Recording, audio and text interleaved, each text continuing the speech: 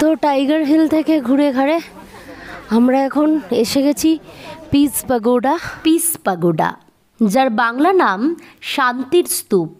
দার্জিলিংয়ে এর নির্মাণ শুরু হয় 1972 সালে এবং সম্পূর্ণ হয় 1992 সালে। 20 বছর ধরে নির্মাণ হয়েছিল এই স্তূপটি। দার্জিলিংয়ের এই শান্তির স্তূপ পূর্ব হিমালয়ের একমাত্র শান্তির স্তূপ। এখানে জাতি ধর্ম নির্বিশেষে প্রত্যেক মানুষই যেতে পারে। আমরাও গিয়েছিলাম একদম সকালেই।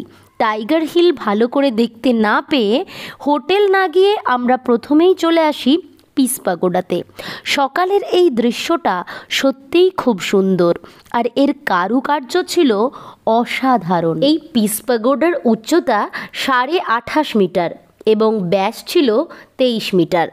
আর পাশেই ছিল বুদ্ধ টেম্পলগুলো খুবই শান্ত হয়, আর এখানে যখন আরাধনা হয় সেই সময় পৌঁছে গেলে মন তো সত্যিই মুগ্ধ হয়ে যায়।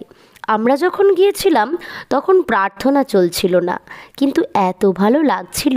আর বাইরের পরিবেশটা দেখো একবার, ইচ্ছে করে সারা জীবন এখানেই থেকে যাই।